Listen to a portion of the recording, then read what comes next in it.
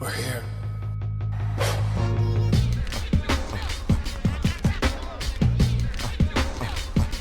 I wish I could give this feeling. I wish I could give this feeling. On the corner. What up, everybody? Welcome to another episode of the Corner Podcast. Kel Dansby here with the old man Andreas Hale, producer Coale, baby, holding it down for us, making sure that we can record from home. Stupid coronavirus. I'm still not testing negative, so I'm not going back into the studio until then. Dre is loving the time at home. I am sure he is lying on his child currently, saying that his child is yelling. We hear nothing on the audio, sir. He is quiet as a church mouse, the easiest baby in the history of humanity. That is Dre's son. Today, it was a boxing show. We promised you this, our last pro wrestling show. It seems as though, even though we have UFC coming up here shortly, that we have to talk wrestling again at some point.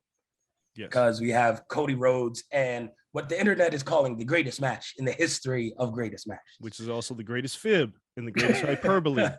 Real quick, because we're going to talk about this in the pro wrestling show. Listen, I give Cody all the credit in the world for stepping into that match and making what shouldn't have been a match, and it was entertaining. Was it a good match? Yes, it was. But come on, guys. I've watched, and it's funny because the same people who have been disrespecting Cody in AEW, now he's the biggest fan in WWE, like his biggest fan in WWE. His matches with Sammy Guevara were pretty damn good, that ladder match. Yeah. And nobody talks about that. But now this Hell in a Cell match, which didn't even need a cell, first and foremost, is now one of the greatest matches. Come on, guys. Again, people, but we'll get into depth on this. We're also going to talk about Edge on Thursday. Yes. I got thoughts. But, as we talk more about Cody, I look more and more right by the day. I've said this for years now. Cody is Triple H, and Triple H he is. And if you give the man a match with a stipulation and no holds barred, he'll do pretty well for himself. If you give him a regular match, I'm going to make a sandwich. So there, Hell in a Cell worked, and we'll talk about that, I guess, on the pro wrestling show. Today is boxing. First and foremost, though, Dre, before we get into boxing, which is Devin Haney, Gervonta Davis, which I think we touched on before, but more updates on speculation, where he's going to go, if he's going to stay. We have all that stuff. We have the monster, Inoue, who fought in Japan. So much going on in the boxing world. Ryan Garcia has a fight. Talked to Oscar De La Hoya recently, both you and I. So we'll talk about all of that a little later on in the show. But to start off, shout out to Marcus Vanderberg, who's the first, but not the last, to tag us in this tomfoolery that is the Rolling Stones 200 greatest hip-hop albums of all time list. Fresh off the press, a couple of hours before we recorded this show. Why, Dre? Why do they continue to do lists? Why? Dog, because they like pissing us off. And all right, so let's start with this. It's a work. Start with this. Some people was like, well, why would you listen to a rock magazine's opinion on hip hop? Well, Rolling Stone is an authoritative voice in music culture. So when they come out with a list, people listen. That doesn't mean I need to listen, but people listen. And 10 years from now, people look back on these things and they go, oh, well, this is their list. Lists matter by authoritative voices in music culture, and Rolling Stone is one of them. So when they put out a list, you can't disregard it. It exists. Rolling Stone is also, once upon a time, and maybe still today, the epitome of music journalism, to write for Rolling Stone, right? Yep. It's the one outlet that if you wrote for it, hey, man, like Torre wrote for Rolling Stone. I've seen a lot of great writers write for Rolling Stone. So when they put out a list about hip hop, you damn right I'm going to look at it. But this motherfucking list right here, this shit is a crime. Like, I know we're going to talk about top 10, right? Top 20. Hold on, Kel. Just hold on, man. I have the full list, Dre. There's some shit that jumps out. The last 20 albums might be just as egregious as the first 20 albums. Because, well, granted, this might be something you listen to. I've never heard this album before. The Jacka Tear Gas. I mean, I heard The this shit projects? years ago. It belongs on nobody's top 200 No. list. 195, Cupcake with 2 Ks has an album from 2018. This is the quote they pull. And if anyone has children in the background, cover their ears. This is the quote, though. They wrote this out. Chicago sex rap savants' rhymes are devilishly clever and comically over the top. And which I quote, coochie guaranteed to put you to sleep so damn soon. Riding on the dick, I'm reading Goodnight Moon. She raps on the diabolically playful Duck Duck Goose. Get me the fuck out of here. That's one of the 200 greatest hip hop albums of all time. Get me the fuck out of here, Dre. If Outkast don't got 6 albums on this list, if every Jay-Z album ever made isn't ahead of a woman who raps about Duck Duck Goose, get me the fuck out of here. Yo, see, so I've gone through the list and I'm trying to remember if that's on the list. Is every Jay-Z album on the list, including Kingdom Come? It gotta be. Kingdom Come is horrible. It's better than that. Pop Smoke, Meet the Woo is 192. Above Live Love ASAP, which I really like that ASAP Rocky album. There's some deep cut. Drakeo the Ruler, never heard. I've heard. It was 2018, like it wasn't our 2018 album of the year. So how is it a 2020 or 200 list? There's, Nipsey Hussle, Crenshaw, okay.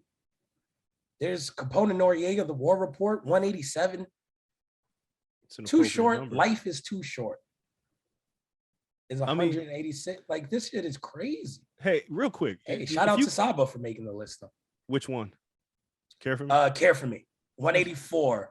Camp Lowe's Uptown Saturday Night is 183. Look, I need you to answer this question. Is Little Brothers The Listening on the album? On the list? I'm going through real quick. Camp Low, Uptown Saturday Night is 1 spot behind Gucci Mane, Chicken Talk. Yes, that's criminal. But I'm gonna keep going down. Go ahead, keep showing the list. So here's my issue. Somebody we asked in the chat, like, who made this list? And I said Children and Dice. And what I meant by that was like it had to be kids that made this, and somebody had to just roll dice and put a song on here. There was like, 07, that album makes it to 107. 172. Sorry, Dre. 172 is Flo Milli. Ho, Why Is You Here? Look, man. Over Camp Low. Look. Over Cameron Purple Haze is Flo Milli's Ho, Why Is You Here? Here's an issue, slapping right? Somebody. Hip hop is now reaching its 3rd generation, right?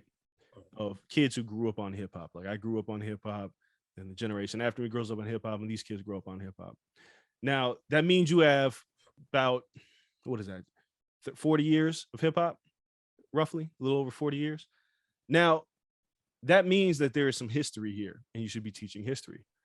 I guarantee you I'll never see a fucking rock list that's this egregious by Rolling Stone. No. That's this egregious. Like, there will be some things on there, you'd be like, I don't know if that should be on there.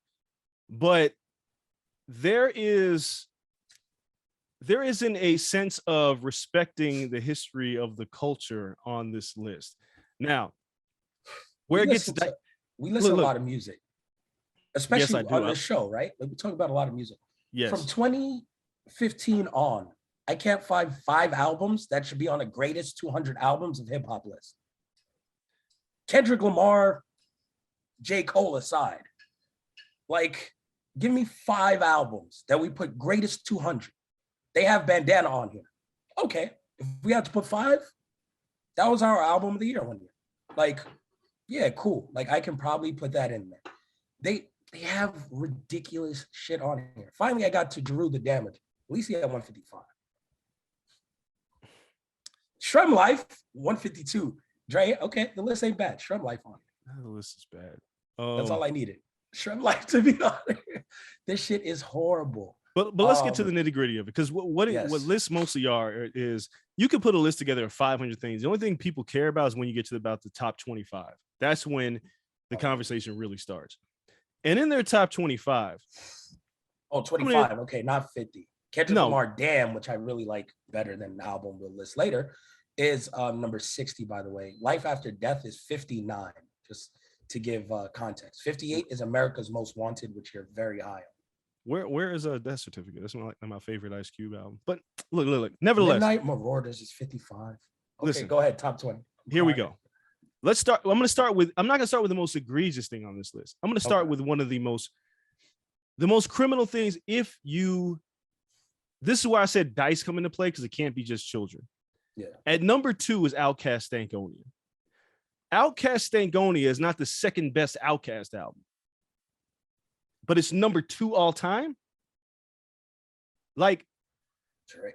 Listen, is it a top 3 Outkast album ever? No. And I think Outkast has just about all classics, right? Yeah. But to not have AT-Aliens, to have Aquemini ranked, where is it? Aquemini is 27, maybe? Outside the top 25. Yes. As is Mobb Deep's Infamous, outside the top 25. As is Tupac's All Eyes on Me. I don't even know where Me Against the World is, because Tupac's best album to me is Me Against the World. But that's just to me. That's fine. Yeah, we can argue. We can argue about that. Sir, I just saw Life After Death at 48. Look, for Stankonia to be number 2, Biggie's Ready to Die is number 1. We can debate about that all day and night, right? Okay, it changed the I love Ready to Die. Yeah, it's one of my top 3 albums. Look, that whatever. We're splitting hairs when we get into certain albums. But to have Stankonia number 2, and the Blueprints number 3. Now this is where it gets really interesting. Missy So Addictive is number 7. My Beautiful Dark Twisted Fantasy is number 6. To Pimp a Butterfly is number 5. It Takes a Nation is number 4. Illmatic is 24. Yeah. I feel a theme of them putting culturally relevant albums very high. It can't be. Because if it's culturally relevant albums, I mean, Illmatic, again, painted a picture like no one else really has done before. And if you go for that, like, you got to go back to like Ice-T painting a picture of what life is like in LA and shit like this. And you get into a deep well, right? But they picked albums that, for right now, what they would consider culturally relevant. Like, oh, well, this is like Black empowerment. Like, let me throw this on. Yeah, well like to fit a quota. But here's the thing. Lil Wayne's The Drought 3 is at 21. Yeah, that's ridiculous. That's a mixtape. It is a mixtape. Full of stolen beats. And that's higher than Nas's Illmatic. Did it have more of an impact on the music industry than Illmatic? Absolutely not. Sir, none of this shit did. Kanye's My Beautiful Dark Twisted Fantasy is amazing. It didn't have Nas's impact. But you know what's like, Yeezus is here. Where is College Dropout? Because College Dropout redefined for the mainstream soul samples and how music was produced. Yeah. And it's not in your top, and it's Missy's So Addictive is in your top 10. Missy's So Addictive at 7. I can't name more than 3 songs off that album. And look, I love the Clips. But for the Clips to be number 12, number 12? Yeah, but number 12? Drake Take Care is really good. But Drake Take Care is really good, but it's not a top 15 hip-hop album of all time. It's not better than Illmatic. It's his best album. No, it's not better than Illmatic. None of this shit is better than Illmatic. Let's start there. Illmatic is the greatest rap album of all time. Period. If your list does not have that at number 1, I don't care about your list. Throw that shit out the window. It's not debatable. It's like going into an NFL conversation and trying to say Tom Brady's not the GOAT. But it's not even in the top 10. This is my crime here. It's not in the top 10. This is Michael Jordan not being in the top 25 of an NBA discussion. Like, that's my crime. Like, listen, if you say the Illmatic, some people argue that It Was Written was better than Illmatic. Well, It Was Written is not in the top 50. No, you don't got ears. Right? Continue. But you got Chance the Rapper's Acid Rap at 36. Snoop Dogg's, it is, but Snoop Dogg's Doggy Style at 35? No. That's another crime, because you can't convince me that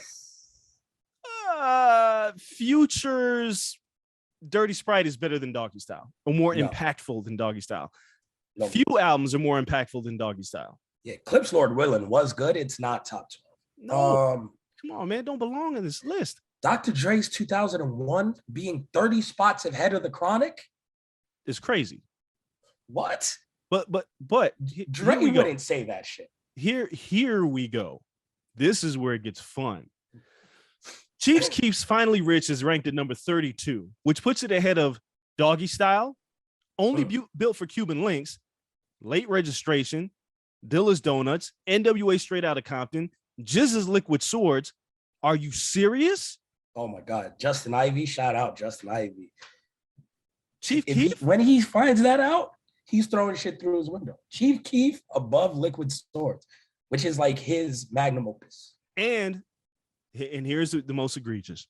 Cardi B's Invasion of Privacy is at number 16, which is ahead of Mad Villain's Mad Villainy, specifically though, Little Kim's Hardcore. Now, I put this take on my Twitter timeline, and I've watched people go crazy over this. They talked about all the records Cardi B has broken, yada, yada, yada, yada. Sure. None of this shit would be possible if it weren't for Little Kim. And you can't tell me that Invasion of Privacy is a better album than Little Kim's Hardcore. Now, people liked it. I liked Invasion of Privacy. It was in my top 3 when we did our final. I like it too, year. but it's come cool. on, it's great. Surpassed expectations for Cardi B. It is not the 16th greatest album in hip hop history. 16th. That means it's better than Illmatic, Kel. Is it it's not a top 5 women's hip hop album ever. No. It's not better than Queen Latifah's. No, but this is my point. Not better than Kim's. What I'm trying to figure out here is what is the rhyme or reason behind this list? Because if it's sales, that's one thing, but it's not. If it's relevancy, that's another thing, but it's not. Dude, Tribe Called Quest Low End Theory is at number 9. My favorite Tribe album and a lot of people's favorite Tribe album is Midnight Marauders. It's not in the top 50. I think I just saw it at 48. No, it was deeper. You didn't. Damn. That's criminal. Midnight Marauders and College Dropout are not in the top 50 rap albums of all time. Hardcore is at 19. Yeah, which is behind Cardi B, which I think is crazy. Because Crush on You, Not Tonight. Come on, fam. We're just talking about if we're talking culturally relevant, Little Kim changed the game. Now, and this was my argument, because listen, Avatar is one of the highest selling movies of all time, but you can't fucking convince me that it's better than The Godfather. I don't give a fuck what you say. It's not. No. Just because something does well in the box office doesn't mean that it's a better film. And no film critic would ever say that. But for some reason in hip hop, that's an argument to be made. It sold more. Fam, Future DS2. And Greg, listen, I know people are super Future heads. I've seen people on Twitter call it the best album ever, best hip hop album ever. And that's someone I really don't value their opinion. But it has been said on Twitter, which is ridiculous. It is at number 20, followed by, I will skip Lil Wayne's The Drought, but DMX's It's Dark and Hell is Hot, UGK's Riding Dirty, Nas Illmatic, Eminem The Marshall Mathers LP, Jay-Z Reasonable Doubt, Outkast Aquemini, are all after DS2. Yeah. Fuck out of here. All those could be top 10 albums.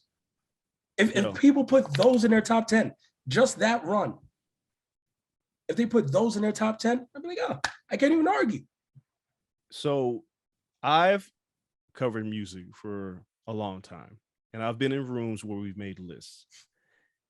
And people disagree on lists all the time. And Yo, who I know is part of this Rolling Stone list, is a very prominent name in the hip hop community, and I would never discredit Yo, which means that there were other people that outvoted him, because I just can't see him putting together this list.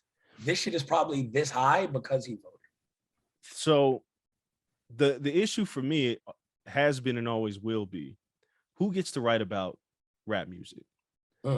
Because I get it. Everybody wants to have an in on the culture, but I've watched certain writers who don't come from this community talk about rap music and what they enjoy, specifically outlets like Pitchfork, right?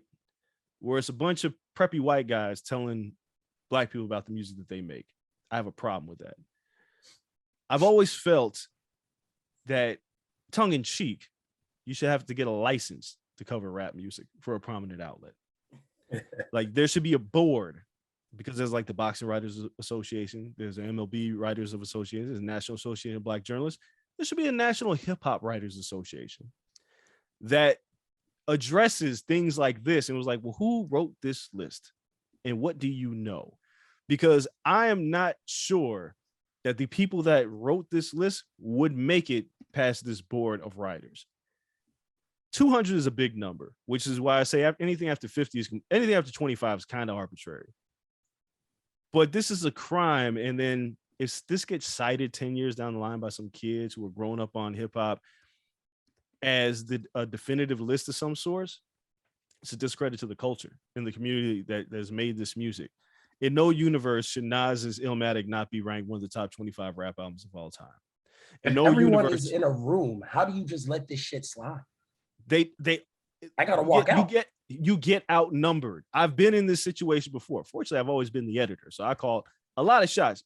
Very diplomatic in my process with this stuff. A lot of stuff I disagree with, but I'll let it fly because my opinion is just my opinion. You got a room full of people, but you don't have a room full of the right people.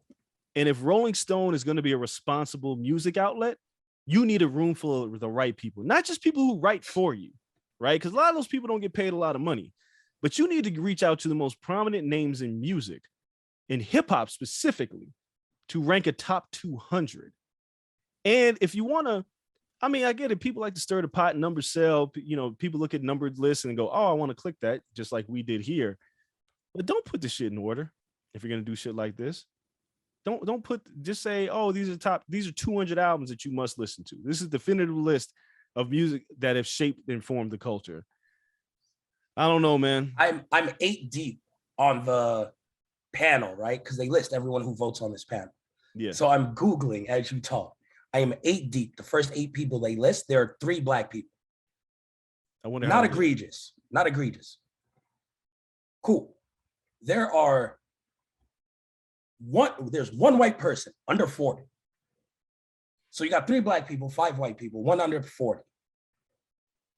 When you pull up some of these other people, prominent names in rock and roll journalism, which is cool. But because I know combat sports journalism and I'm a combat sports journalist, I'm not voting for the MLB Hall of Fame. Like, they didn't give me a vote for that.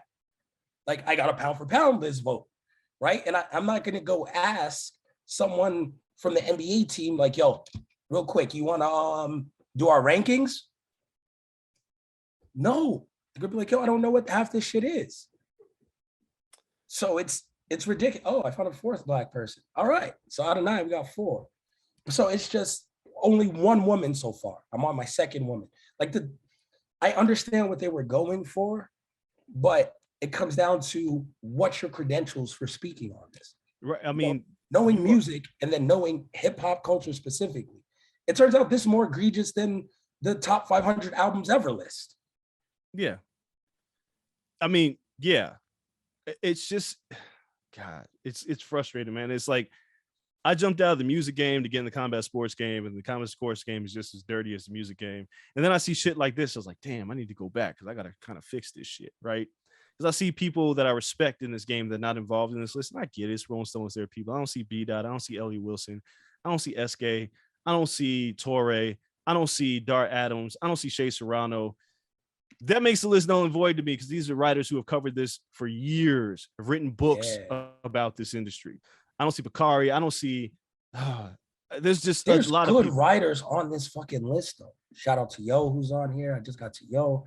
Like, there's really good writers. Will Dukes is on here. I follow. Like, I know like Will Dukes stuff. Like, come on, fam. Like, how?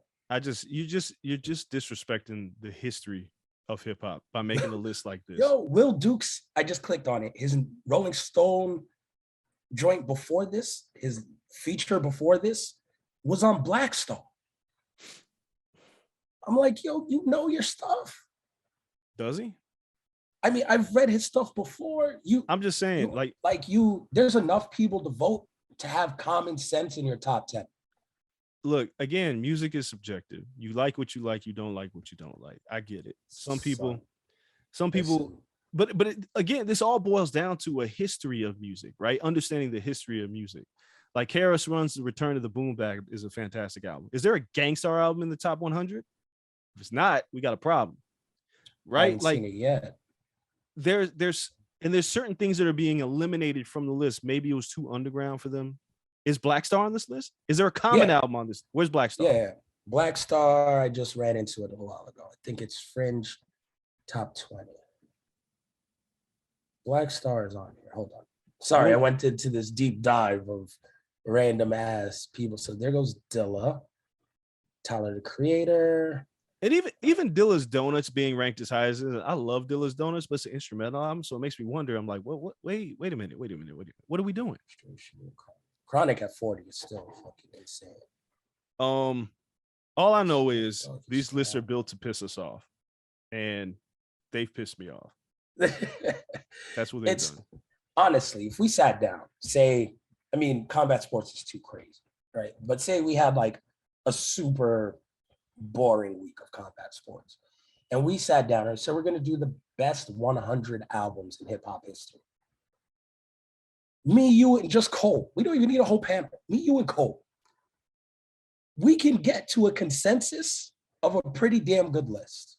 Well, I don't see Black Star on here at all. And I went from 50 down. They're not in the top 50. We could, but a lot of people disagree. I think the point of like big lists like this is once you get to 25 is where you're really getting close. You got to look at the best albums all the time. Anything after 25, even anything after 50, it's arbitrary. Like people can argue certain albums. Like me, a top 200 rap album is Razzcast's Soul on Ice. I know it's not on this list, right? Yeah. That's 200 albums. Your vote. Yeah. Get your vote somewhere, and then you'd hash out where it went. But I think we all agree. I think for the most part, just about everybody in this community that has listened to music for as long as they've lived can agree. Nas, Wu-Tang, Raekwon, Eric B. and Rakim, Public Enemy.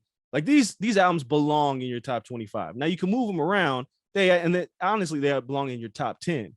But when Illmatic falls out of your top 25 behind Cardi B, your list is null and void. And I don't need to read this shit anymore. But I did because I like to torture myself.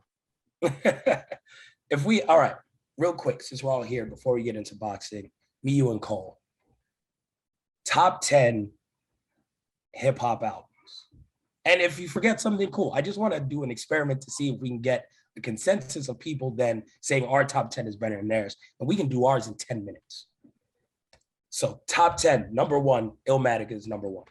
I'm writing this out. Is everyone okay with Illmatic at number one? Sure. Cool. Absolutely. All right. So I'll read off a few notes though before we continue with the list. Yes. Because I was documenting some questions as you guys were going out. Jay-Z has 4 albums in this. Well, three and a half. Depends on what you think. So Black Album 113. Wow. Watch the Throne is 77.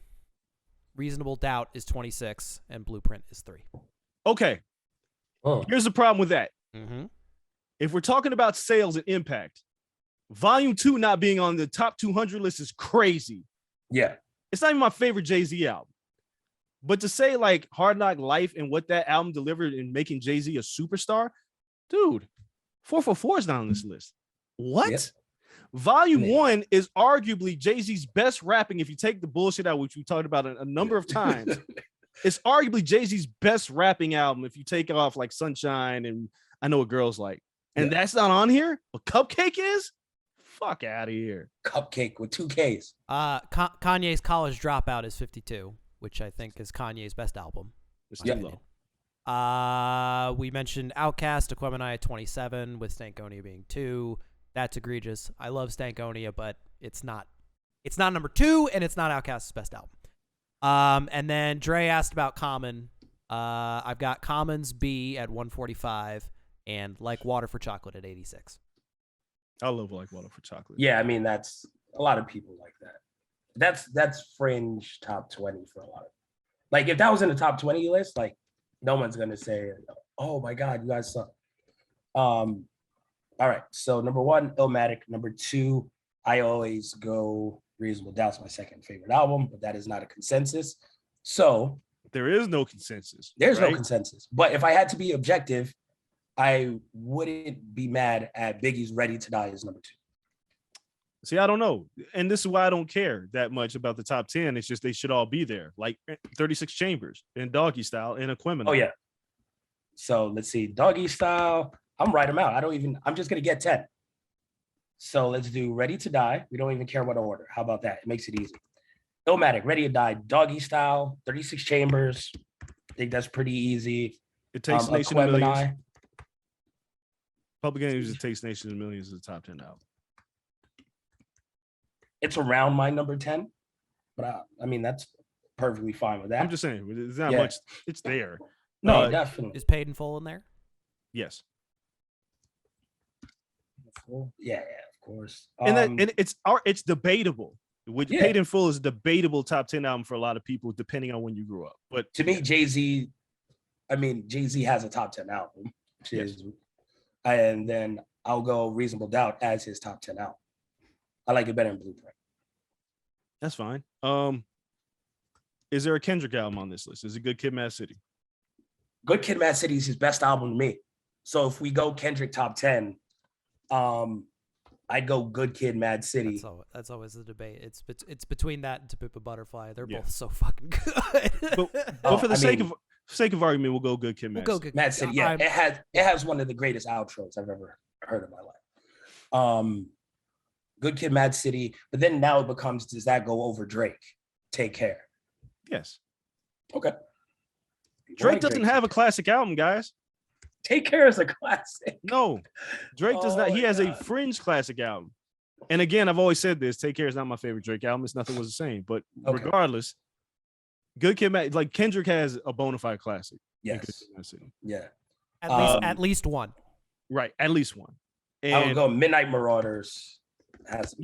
And you can argue it Midnight Marauders Low End Theory. Whatever. It was going to say one of the Tribe albums.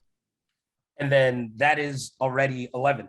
So if that was our 11, no one can argue. Illmatic, Ready to Die, Doggy Style, 36 Chambers, Aquemini, It Takes a Nation of Millions, Paid in Full, Reasonable Doubt, Midnight Marauders, Good Kid, Mad City. Oh no, and that's 10.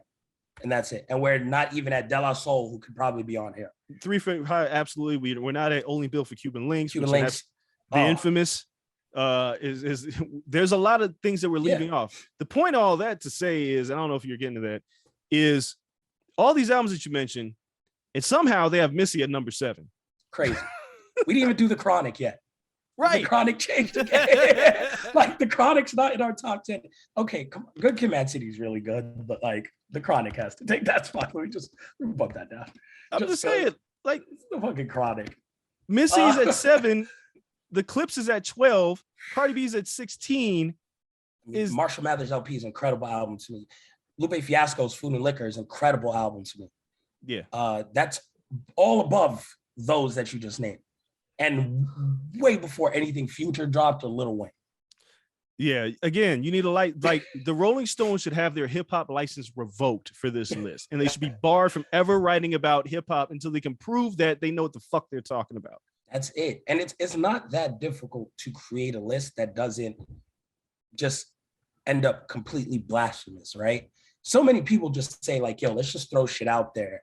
And then I'm gonna throw out all my favorites, you throw out all your favorites, and then we see where they land on some stupid fucking point system. That's not how it works, right? Like, we just don't say like, oh yeah, this is the MLB rankings, but I love the fucking Somerset Tornadoes or whatever from AA, and we're gonna throw them in there and they end up the 3rd best franchise in baseball. Like, no, that's not how it works. There's levels to things. So if we came and we're like, yo, these are the best 30 albums in hip hop. Let's rank the best 30 albums, like pretty objectively. Okay, what's the next 30? All right, what's the next 30? And then you go that way, you get a list that doesn't piss people off pretty much. Or if you go 25, 25, 25, you get through like a lot of shit. Like College Dropout wouldn't be left off too far from here, right? Like there's stuff, if you just categorize, like this is the majors. All right, and then this is like AAA of hip hop albums. And then you go down the list, you can make a pretty damn good list. I don't know. Let's piss everybody off. There's never going to be a list that's going to satisfy everybody, but I think there still needs to be a comprehensive list that doesn't. Shout out to Questlove. I'm not sure the Roots have an album on here. Yo, what? I'm looking right now. I think I saw the Roots. I think I saw the Roots. But also they're way wherever they are, they're too low.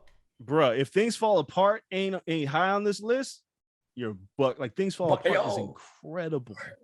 Yo, I'm not sure. Like, there's people left off.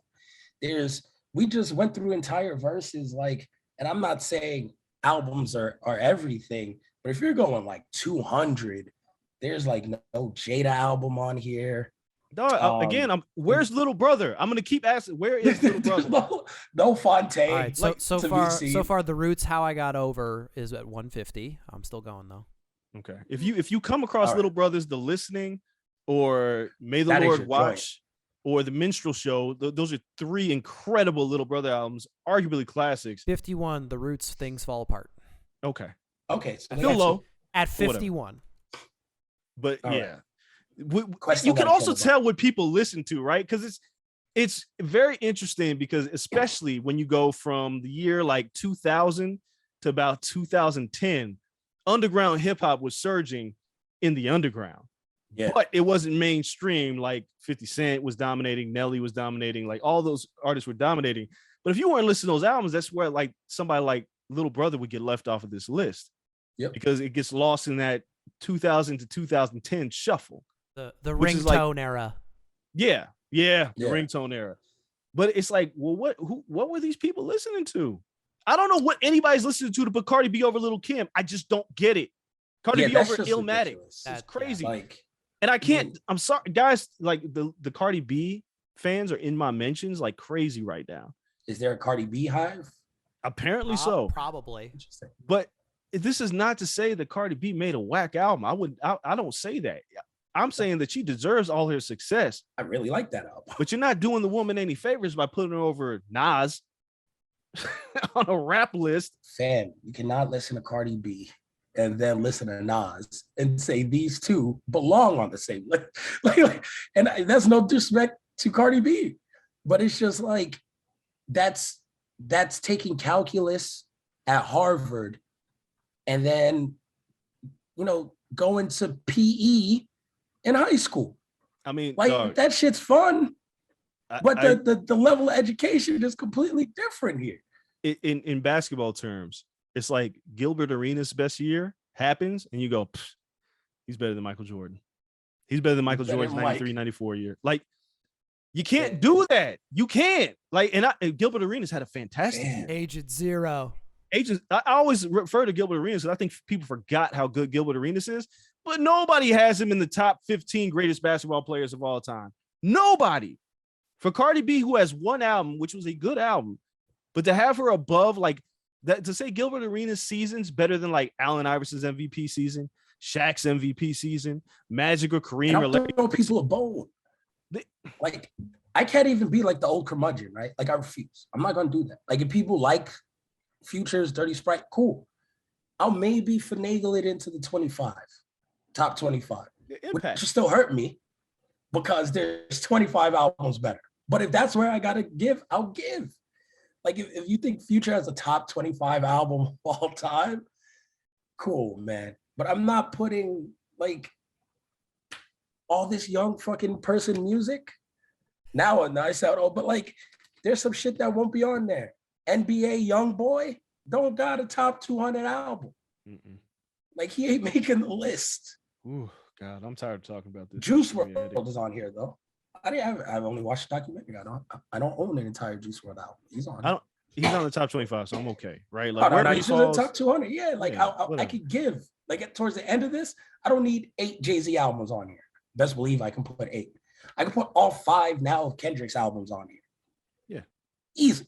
If I wanted to, like we still getting in the hundreds. There's a lot of shit they can't beat Kendrick's 5th best album.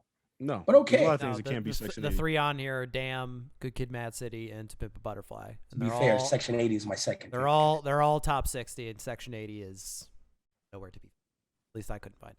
But the drought is, which is straight jacking for beats with Lil Wayne. Which it's a mixtape, and it's not Wayne's best mixtape at all. No Ceilings is better than the Drought 3. I've had enough. Like, how do you not even? And I'm a mixtape kid. Dog, Coale, I've had enough. Can we talk about boxing now? I think our listeners are tired of hearing about this too. Because they went and they picked up the list. Yeah, I know. And they're like, what is this bullshit? And they're yelling with us. But we have a better list to talk about. We got a better 40 years of it. We got a better list to talk about. The pound for pound list. Let's hit her. All right, you talked me into it. I'm going to be pissed through the break, but we'll come back and we'll be joyful due to boxing. You guys don't go anywhere. Plenty of boxing talk coming right after this. All right, we are back. I have calmed down. I've dropped my beats per second. I got like a little monitor now due to the COVID thing. So my heart rate is dropped down a little bit. We can calmly Mine talk hasn't. boxing. Hold on. Mine hasn't. I just got one thing to add. Somebody asked me. They posted a picture of the 36 Chambers album. Yeah. And they said there better not be an album that's ranked higher than that. And I was like, oh, there are seven albums ranked higher than it. One of them being Missy's So Addictive. If you really think about that statement, that a Missy album is higher ranked than Enter the 36 Chambers. We ain't even talking about rap music anymore. I don't know what the fuck we're talking about. Wait, Get Your Freak On was the lead single? I believe so. I don't know. I can't remember any songs on on. Is it like, no, I'd have to look it up. And that's why it is not a top 10 album. Yes, that's crazy. Anyway, and you cover hip hop. Like, this is your life. You were two decades in now to age you purposely in hip hop journalism. You can't name one song from that album off the top of your head. I think it says all it needs to say going there. I don't even know who voted that. They had the biggest Missy Elliott fan in the world on that panel. Several of them, because there's no way. It can't get past. Somebody voted it number one. That's the only way for it to be that high. A bunch of people had to vote for it. But no matter how you do a ranking system, like if you do the college football ranking system, a bunch of people have to put something somewhere for it to get that high. It can't be just number one vote. Can't be. Not out of like 11 people. You can. You really can. If your rating system is a number one vote is 10 points, and then you go all the way down, anything past 11 is 1 point, then you got 10 points off rip. Everyone else, some of the other albums get higher, but if nothing else got a number 10 vote, like Enter 36 Chambers could have got, 6, which gives it 4 points, and then 2 8s, which gives it 2, and then now you're going through this list and you're like, fuck, well, Missy's 10 puts it above the 9-point Wu-Tang album. The only question I have for you is, did you remember to throw Kurt Angle into the mix? That's all. Did you throw Kurt Angle into the mix? Yes. That's the only way the computation works. You have to throw Kurt Angle because he's got no chance. Somehow Missy Steiner mathed her way into the top 10 of this rap albums list. And I'm telling you, Dre, it's very possible. It takes one person to throw off a list. I vote for the ESPN pound for pound list. Let's just keep it at that. It takes one person sometimes for me to just look at my mentions on Ringside and go, like, you think this is our whole list? Everybody's list? Canelo wasn't number one for 2 years, Dre.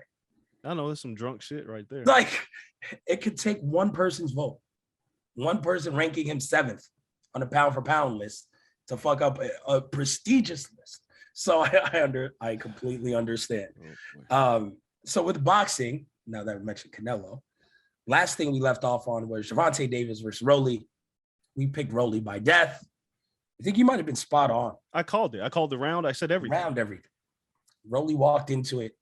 He was having some success. He had convinced the likes of Ryan Garcia that he was going to win. Ryan put down some cash, 20 G's, with Errol Spence saying, you know what? I'm confident in Rolly. Ryan's face when he lost that bet.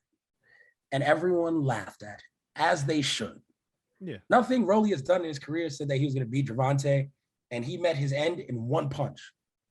Tank was landing like 3 punches around. Didn't matter. No, it didn't matter.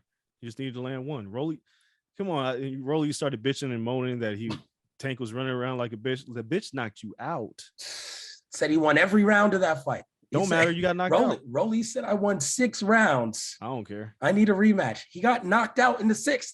He's Right. saying he won the round. He got knocked out. Come on, the man can't do math. He had a hard time getting out the ring on his own accord. Like, look. So here's the real thing. Stephen A. Smith ranked Gervonta Davis on his top 5 pound for pound list. Yes, top 5 in the world. Which is fucking hilarious because Gervonta hasn't fought a top 20, 50 opponent yet. At all. Real Santa Cruz is top 50. No, he's not. No, he's not. Man's been a champion for like. I don't care. He's 8 not, years. and especially going up in a weight class that he had no business being in. He's not. All right. But that's his best win. Is an overblown Leo Santa Cruz, right? That doesn't make you a top 5 pound for pound fighter. Now he's allegedly a free agent. Makes me wonder though, because as much as I like to watch Tank fight, he's been protected very well by Mayweather Promotions. And when I say protected, I don't mean that he doesn't want to fight the best in the world. They have matched him up properly so he can get knockouts and shit like that, and he can raise his profile. So when he does get a big fight, he's going to get a lot of money. But how good is Tank Davis? That's the real question. Because what you said is very key here. Rolly Romero had some success on Tank. Granted, Tank was biding his time and trying to look for that big opening, and he got it and he knocked him out. But Rolly Romero is nowhere near the caliber of anybody that should be fighting Tank Davis. Tank Davis is as talented as anyone at 135 and 140. Tank Davis is now, by all indications, dedicated to his craft. He's not missing weight anymore. Sure. He's not, big boy Tank, where he used to blow up to like 170 and then cut back down. Like, no. Tank Davis has learned some very, very bad habits that he has not been forced to confront and change yet.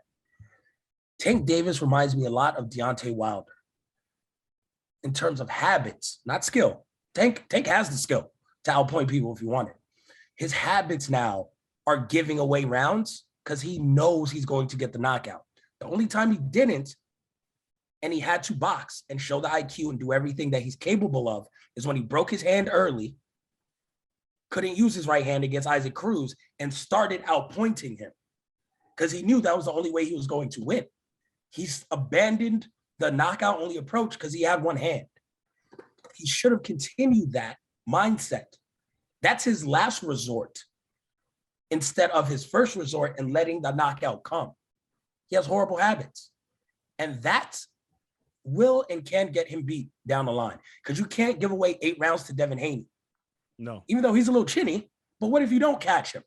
What if he gets on his bike after 8 rounds and doesn't engage with you anymore? You're losing that fight.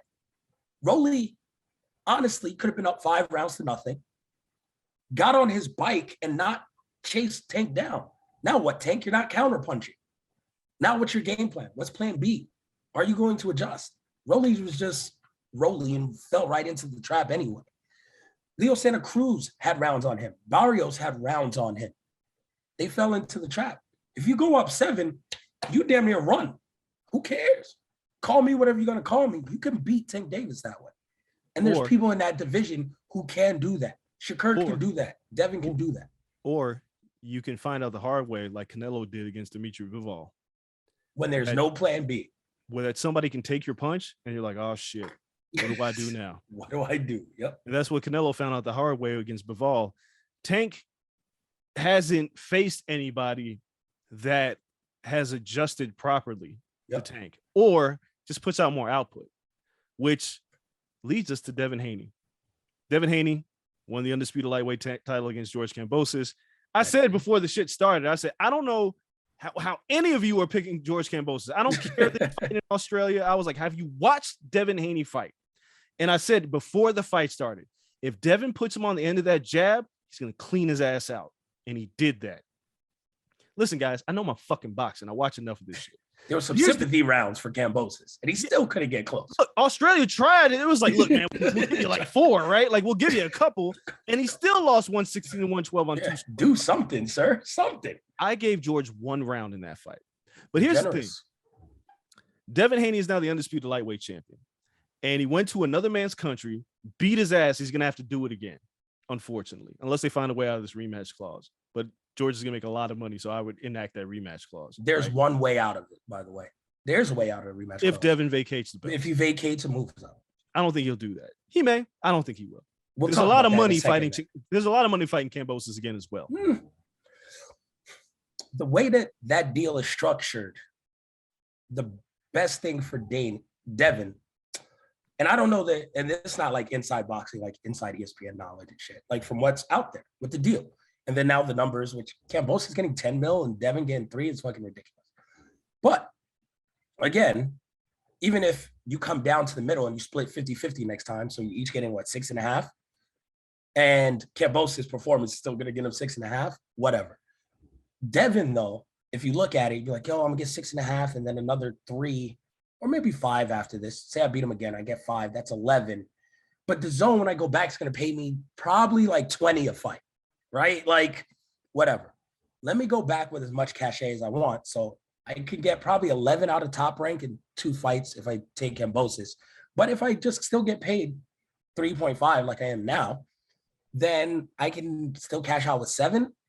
I might as well vacate, go up, fight whoever they want at 140, let Josh Taylor defend his belts, and then fight Josh Taylor as my last fight.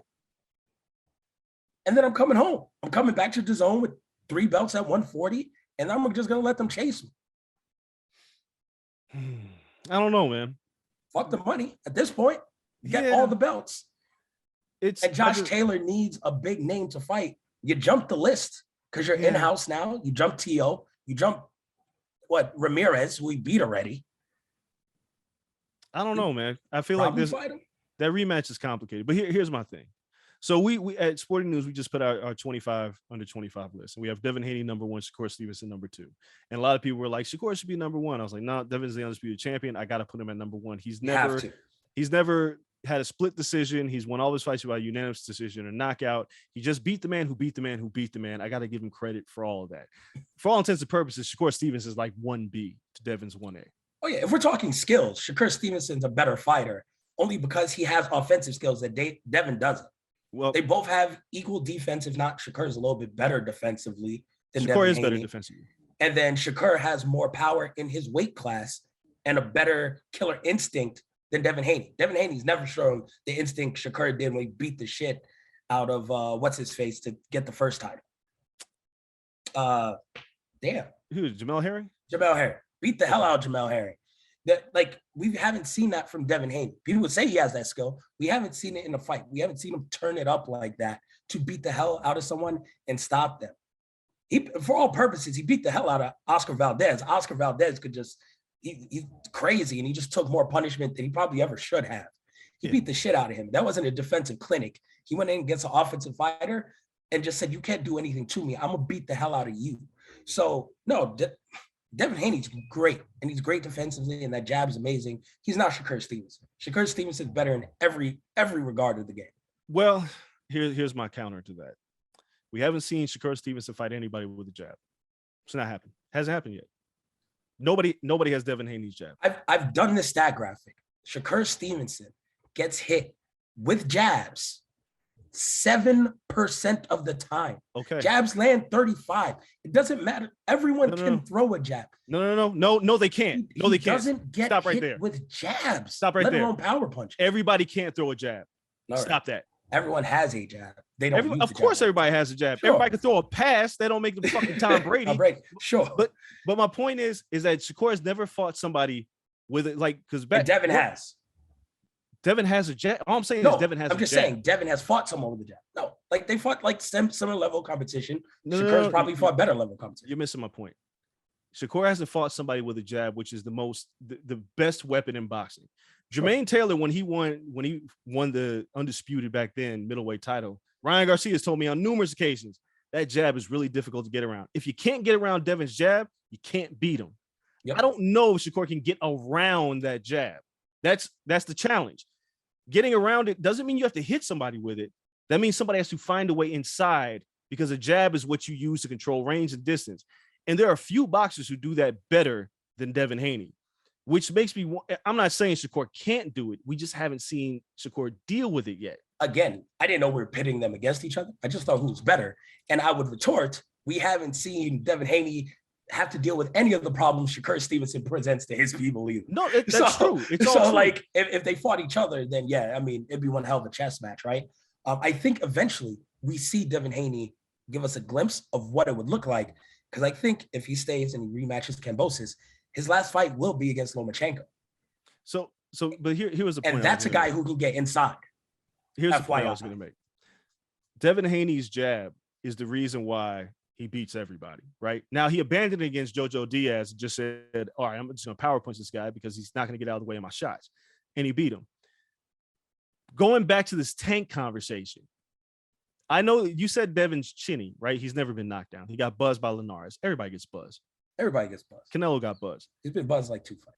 Can Tank Davis get inside of Devin Haney's jab? Consistently? Consistently. No.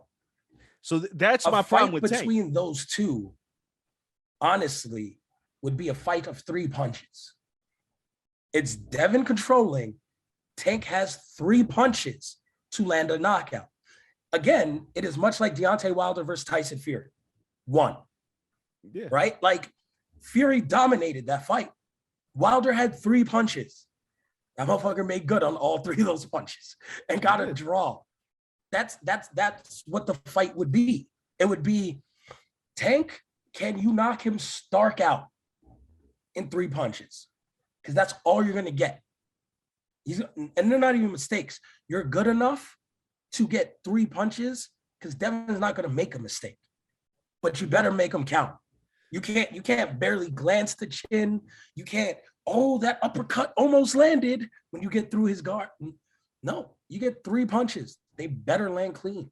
So I think the boxing community still kind of disrespects Devin Haney. In general, I think they're all these kids are disrespected. No. Devin's disrespected more than any of them. Ryan Garcia is highly disrespected. I think Ryan Garcia gives Devin Haney a problem. Ryan Garcia is more underrated. Here's what I'm saying. Devin Haney won the WBC title because Lomachenko didn't fight him, right? Yes, he wasn't. The whole franchise bullshit. He won the title. Correct. Devin Haney went and fought Yuriorkis Gamboa. He fought Jorge Linares. He fought Jojo Diaz, and now he beat George Kambosos. Yeah. And still, when we talk about the lightweights, a lot of people will say Tank, Ryan, and some people still put Tio above him, and then Devin. Yep. Tio has the best win in that division. He has the best win, but then he lost to George Kambosos. It is what it is. Man had 1 loss. No excuse. I'm just saying. Like I know, but it is what it is. Devin Haney just went to Australia in a man's foreign country and beat his ass. Somebody's like, he beat his ass. I was like, did you watch the fight? He beat up George Kambosos with a jab. He beat him up with a jab. That's disrespectful. That's Lennox Lewis type shit. Where it's a disrespectful ass whooping. It's not even power punches. So now Devin is the undisputed lightweight champion, and we don't there's obviously the Kambosos rematch on the horizon, but talking to Oscar De La Hoya today, the fight to make is Tank versus Ryan Garcia, and there's no fucking belts on the line, right? Which is crazy. He's like, this is the biggest fight in boxing. You might be right. I think. Well, no. I mean, it's not the biggest fight. It's top 5. It's big. It's a big fight. For having no belt, it's really fucking big. But if you're Devin and you're sitting at home, it's like, God damn it, I just won all these fucking belts in a foreign country against a man who beat the man who beat the man. And y'all are still disrespecting me?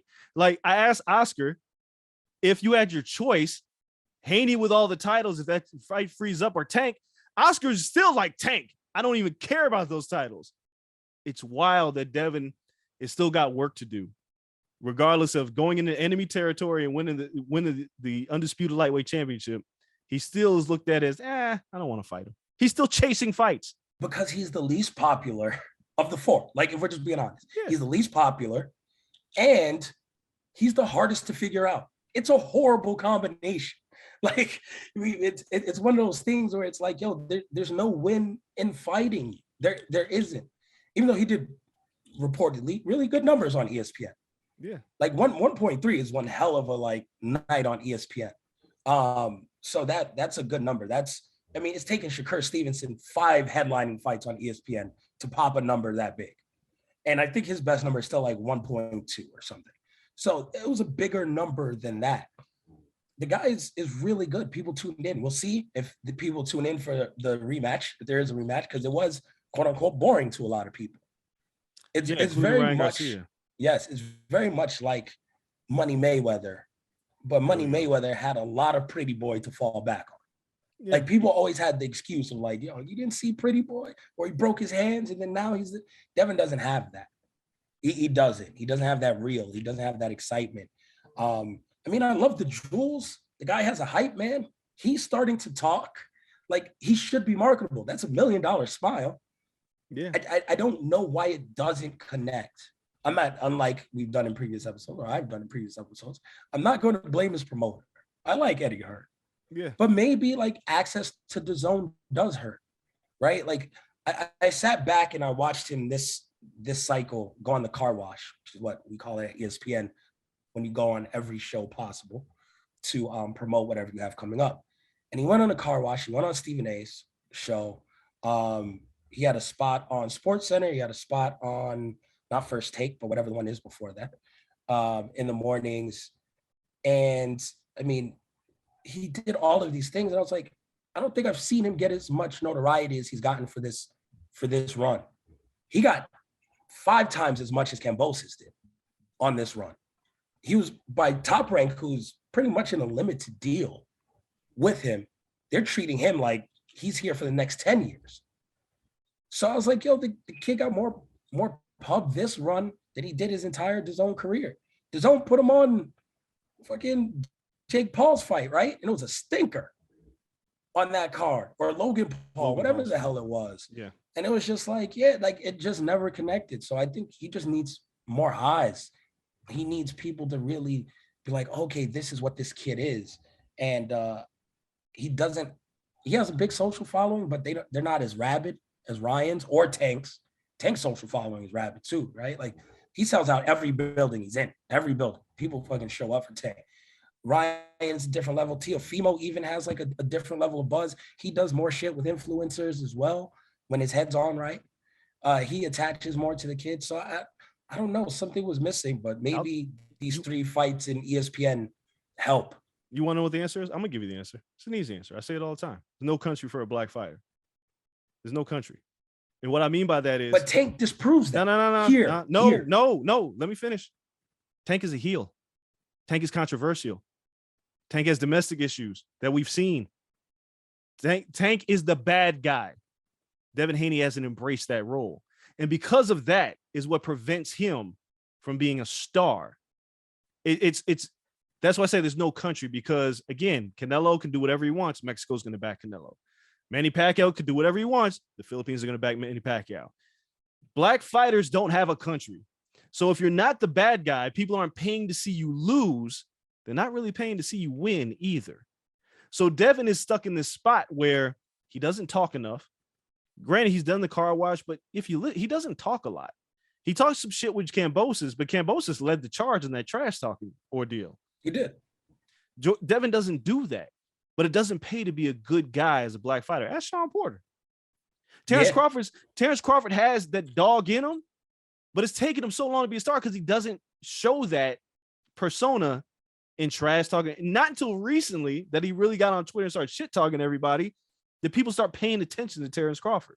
Yeah. Errol Spence is kind of that same boat. It looks like it's going to land him the Errol Spence fight in October. Right. And Errol Spence was a big star until he flipped his fucking car over. And now people are more intrigued by Errol Spence. There is no controversy in Devin Haney. And that's the problem with Devin Haney. No. That's a weird thing to say. It is. Did you watch the horrible narrative? Because he's very, clean cut. Him and Kriegel sit down, I thought was cool.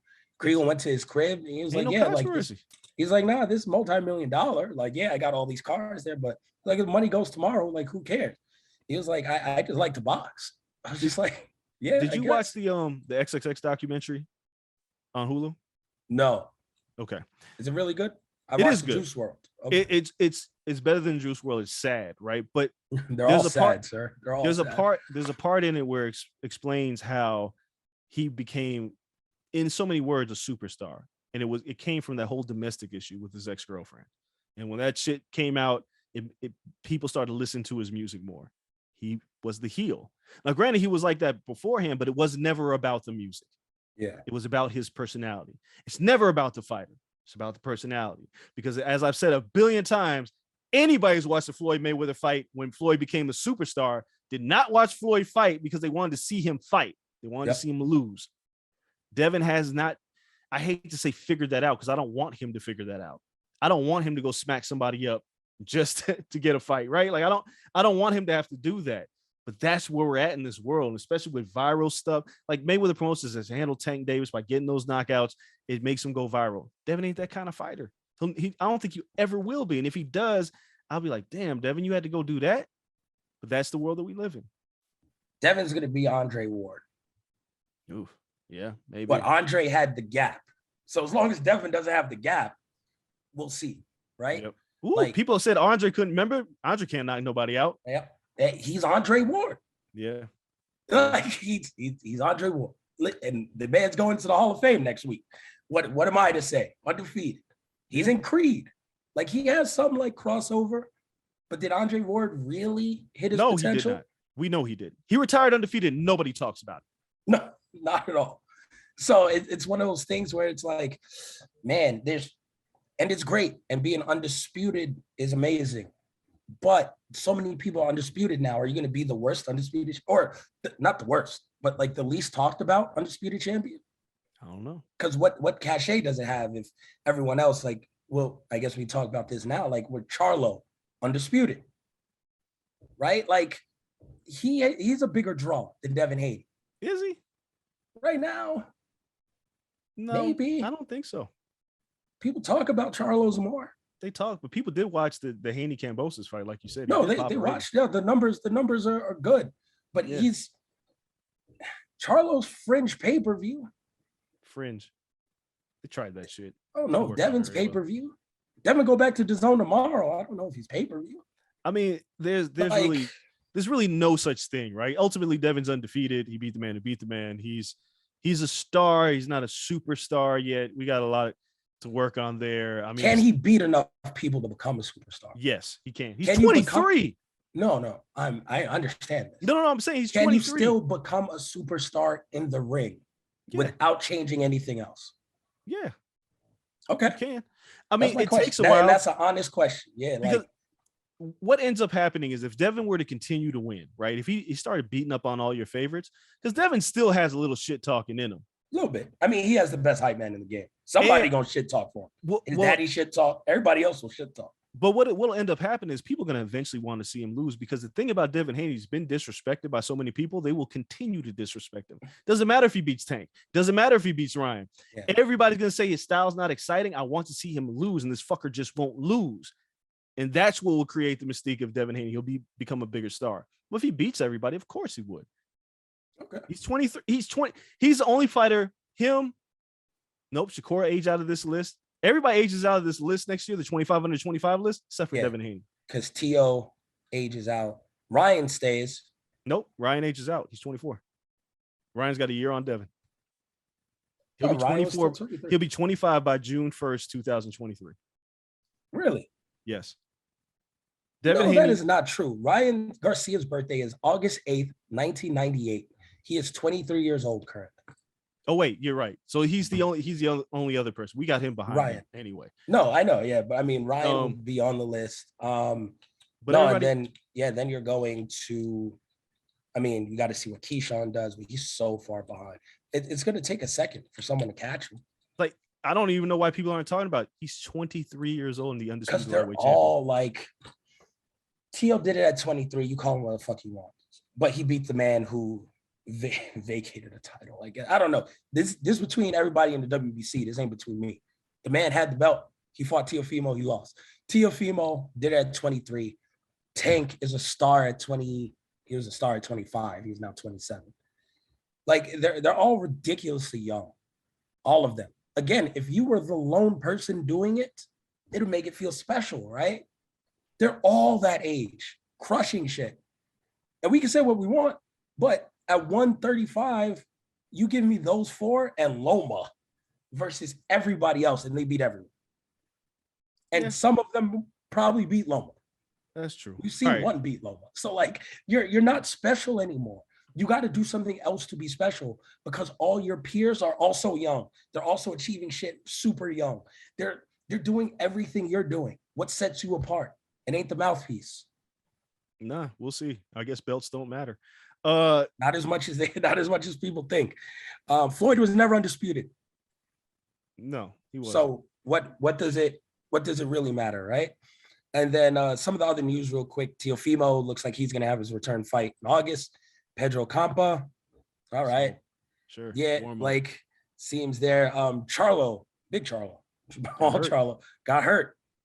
No Juneteenth fight, which Dre, first thing I thought about was you. It's like my man deserves an off day. Or at least it's my wife's birthday. I ain't watching that shit no way. That's what I'm saying. It's the wife's birthday. Leave Dre the hell alone. Yes. Hopefully you throw some sort of cookout. I can just swoop through and eat at your crib. I still got to do the bitter beef BF fight.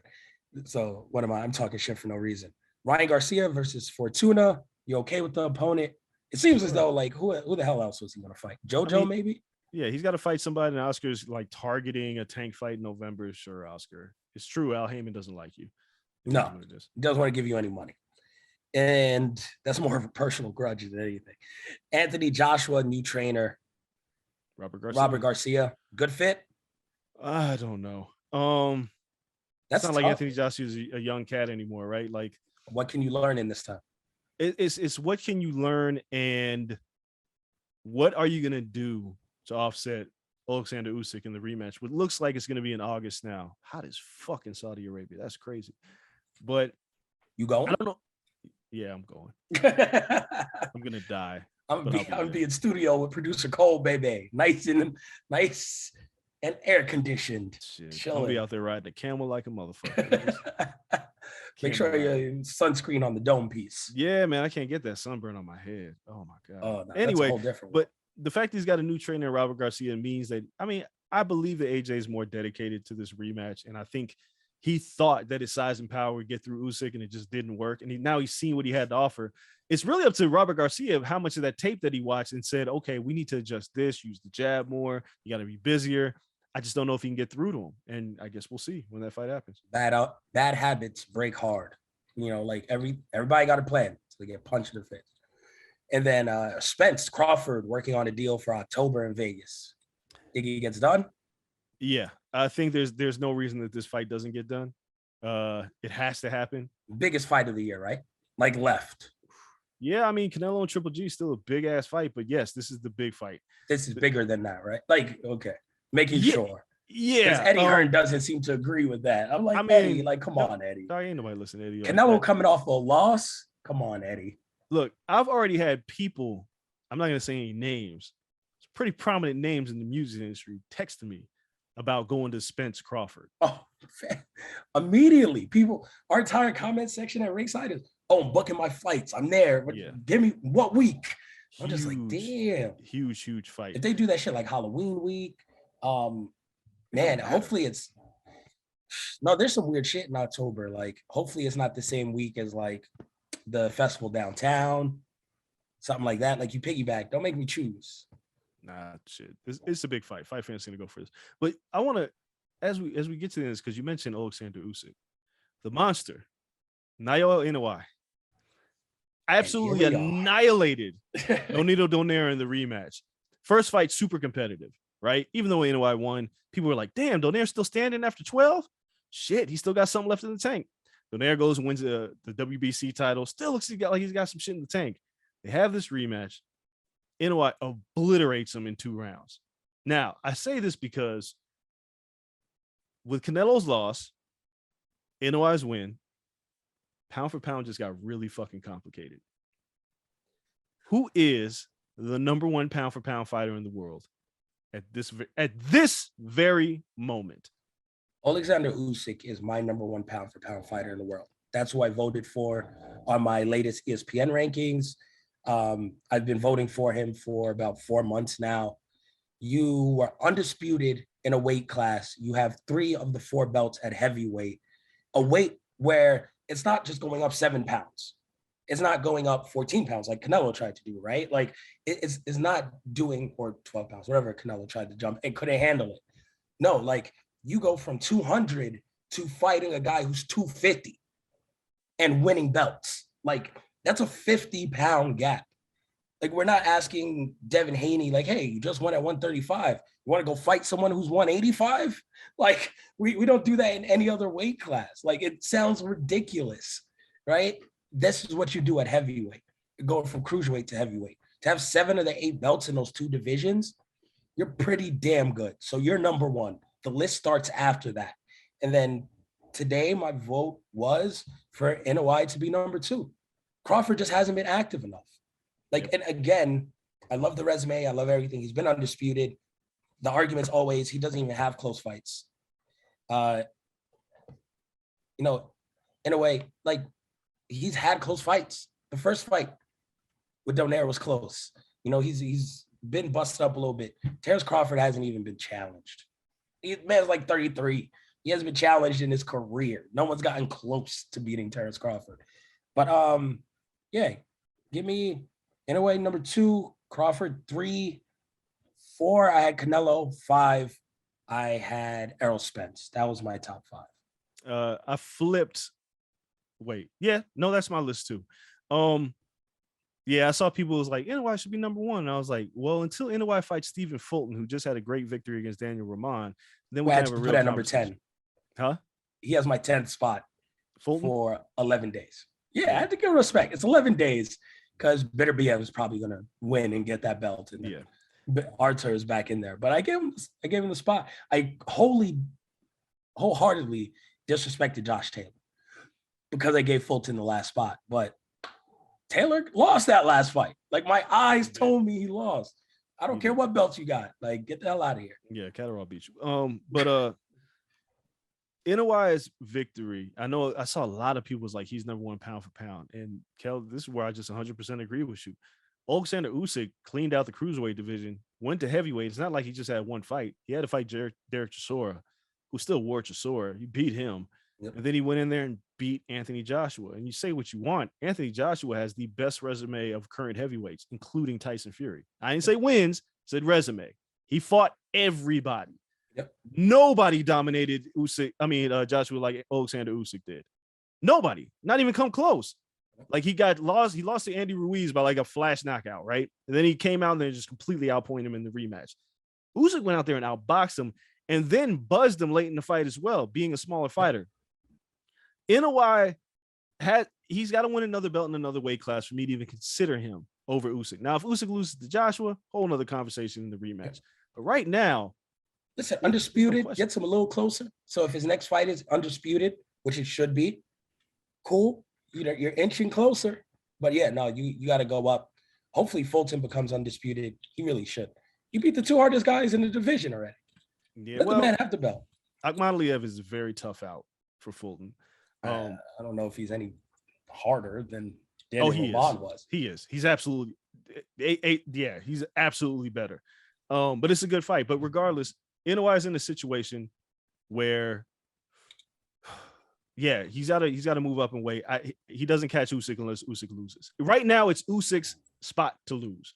He's the Chocolatito right now. Yeah, there's only one. If Terrence Crawford went in there and wiped out Errol Spence Jr., well, then we have a different conversation to have. No, Terrence Crawford, if he beats Errol Spence Jr. in any fashion, he's number 1. Well, because he is the first 2-division undisputed champion in the history of boxing. You're right. He already did it at 140. He is number 1. You're right. Automatically. You're right. I'm sorry. You're right. Because even if Alexander Usyk beats Anthony Joshua, if Terrence Crawford goes in there and beats Errol Spence, who has never lost a fight, and it hasn't necessarily been close either.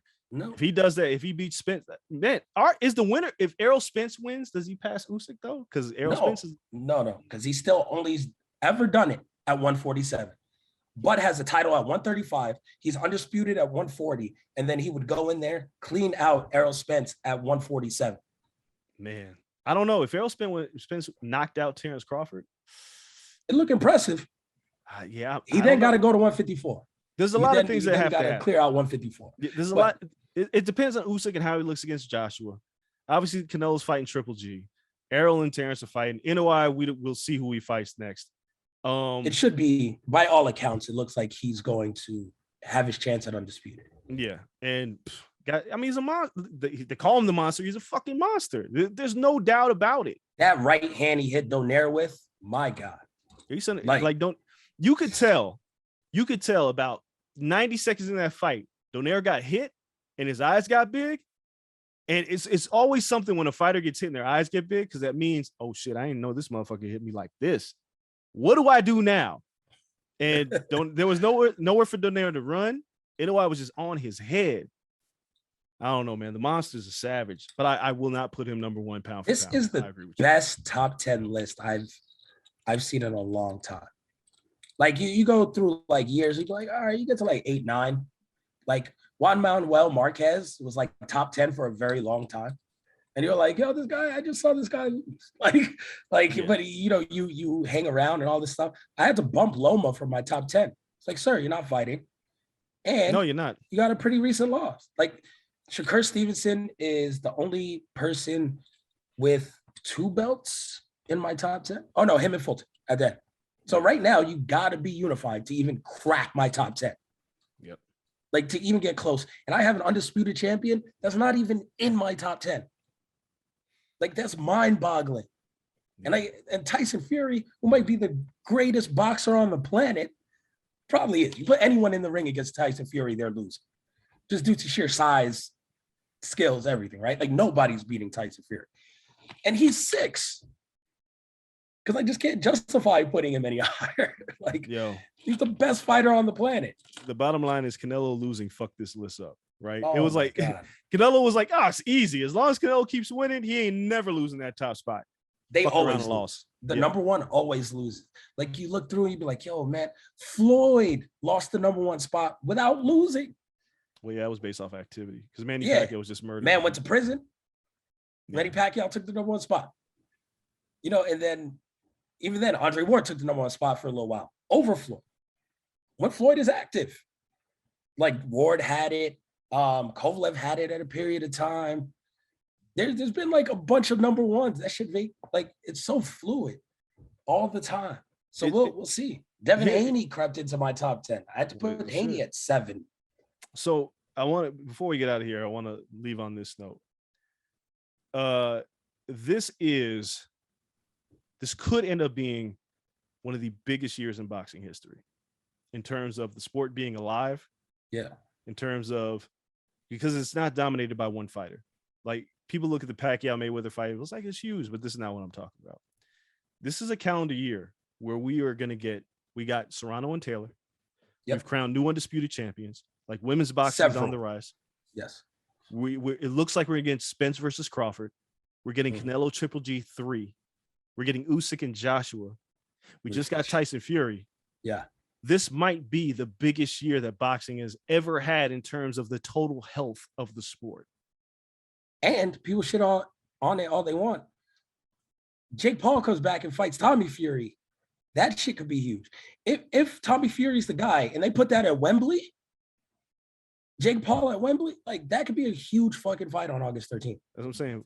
I don't think we've ever seen the sport this healthy. No, in so many different things. Heavyweights, lighter weights, women, fucking people who aren't ranked at all, just celebrity like that's what I'm saying. We've never seen anything like this. Like we have current stars, Canelo.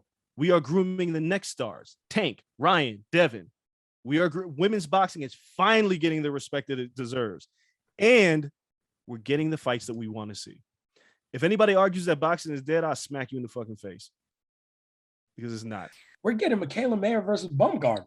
That's what I'm saying. Like, that's what I'm saying. We're getting Clarissa Shields and Savannah Marshall. Like the only woman to ever beat her. Clarissa is going to the UK to fight Savannah Marshall. September 3rd. There are MMA people have argued for years that the reason why the UFC is better than boxing is because you get the fights that you want. Not this year, people, because you're not getting Ngannou versus John Jones. You haven't gotten a lot of the fights that you wanted to see, but you know what boxing has done?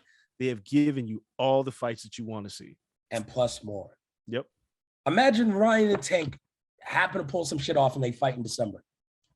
It's crazy. It's crazy. You could get Loma versus Haney in December. Like, there's wild shit. There's so many matchups still to come. You get some weird shit. Conor McGregor say, you know what? Fuck this. I want to fight Jake Paul if he wins. And fights Jake Paul in December. You don't know what happens. Like, boxing's so unpredictable. There's so many people on top, so many different just must-see matchups. Our schedule between August and October is going to be stupid. Yeah, that's just boxing. In terms of fights. Like, and that's without the UFC, without pro wrestling, which I'm sure is, beginning of September, AEW is going to have a big week, right? Like, we have SummerSlam coming up with WWE. There's so much. And just boxing is just fucking thriving. We picked a good time to be in combat sports, man. You know? Yeah, we did. They have this little thing called a podcast. So I'm excited. I'm leaving the show on a happy note. Thank you. Because it started off was very pissed off at that hip hop list and Rolling Stone. So boxing has me energetic. We appreciate everyone for listening as always. Hopefully we're back in studio soon. Take a test later on tonight. Hopefully this Rona is gone. Get the hell away from me. Because the only thing I've been doing is sitting in the house working and playing Coale and Madden. Shout out to our Madden League where I am just crushing people. I don't want to talk about Kadarius Toney. Oh, it's all right. He got injured, Coale. It's a sad day. I don't want to talk about Kadarius Toney. everybody got a chance, but I'm whooping ass in that league. So that's been our past 2 weeks. Can't wait to get back out there, get into the studio. Everyone at Blue Wire Studios, thank you for holding it down as always. In there, if you guys are in town, even if we're not there in the next week, but stop by the Win. Check out some of the other shows. It is amazing. In the meantime, follow us on social media at Corner Podcast _ on Twitter, at Corner Club for Life on Instagram. You can follow our YouTube, Corner Podcast. You see a bunch of videos, a bunch of cool interviews. They're still rolling out. Tons of pro wrestling interviews. Thank you guys for everyone for supporting those. We appreciate those as well. Man, it's been one hell of a show. Till next time, though, we're out. Peace. No baby. Baby. On the corner,